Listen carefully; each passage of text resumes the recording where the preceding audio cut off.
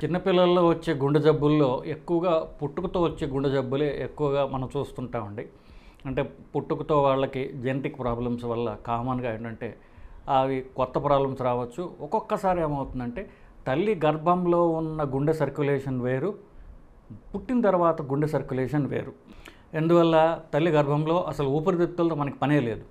So, oxygen కావాల్సిన oxygen కానివ్వండి, తిండి కానివ్వండి తల్లి నుంచే మనకు వస్తుంటుంది కాబట్టి పిల్లవాడు ఊపిరి తీసుకోవడం కానీ తినడం ఏమైనా అవసరం లేదు కాబట్టి అది పూర్తిగా డిఫరెంట్ అట్మాస్ఫియర్.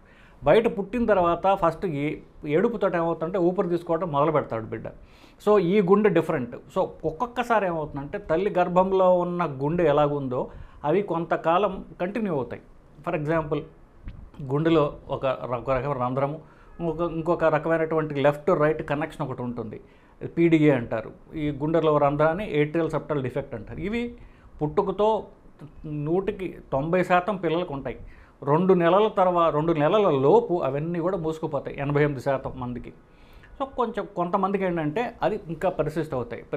ఇది కామన్గా జరిగే ప్రాబ్లం. కొంతమందికి పుట్టుకతో సీరియస్ గుండె ప్రాబ్లమ్స్ ఉంటాయి. ఇవి కామన్ తప్ప గుండె స్ట్రోక్స్ రావడం అంటూ జనరల్గా చిన్నపిల్లల్లో, అంటే పెద్దవాళ్ళల్లో గుండె రక్తనాళాల్లో పూడిక రావడం వల్ల స్ట్రోక్స్ వస్తాయి.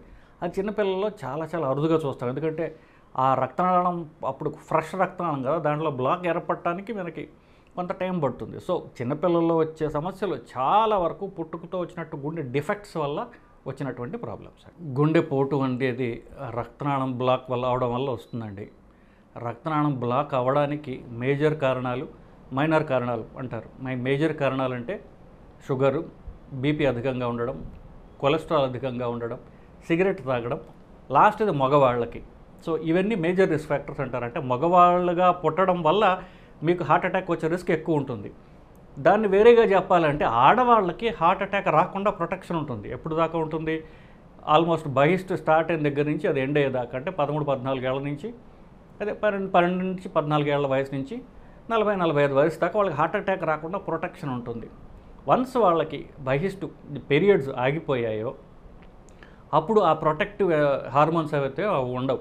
అప్పుడు ఆడ మగ ఇద్దరు ఒకళ్ళే. సో వన్స్ అంటే 45-50 దాటిన తర్వాత మగవాళ్ళకి రావడానికి, హార్ట్ అటాక్ రావడానికి ఎంత ఛాన్సెస్ ఉంటాయో వాళ్ళ ఫ్యామిలీ రిస్క్ ప్రకారం అది ఆడవాళ్ళకి కూడా ఉంటుంది.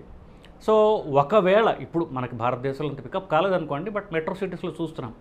ఆడవాళ్ళు గనక మగవాళ్ళలాగా వాళ్ళు స్మోకింగ్ చేయడం, లేదా షుగర్ సరిగ్గా కంట్రోల్లో పెట్టుకోపోవడం, ఇలా చేసినట్లయితే ఏమవుతుందంటే వాళ్ళకి హార్ట్ అటాక్ రావడం మగవాళ్ళతో అంతే వస్తుంది సరిగదా, కొంత ఎక్కువ రిస్క్ కూడా ఉండే అవకాశం ఉన్నది. ఎందువల్ల ఆడవాళ్ళు మగవాళ్ళ కంటే పొట్టిగా ఉంటారు, వాళ్ళ గుండె చిన్నగా ఉంటుంది, వాళ్ళ రక్తనాళం కూడా చిన్నగా ఉంటుంది గుండెది. అది బ్లాక్ చేయడం తేలిక కదా. సో కొంత కొలెస్ట్రాల్ చాలు. చిన్న రక్తనాళం బ్లాక్ చేయాలంటే, పెద్ద రక్తనాళం బ్లాక్ చేయాలంటే ఎక్కువ కొలెస్ట్రాల్ కావాలి.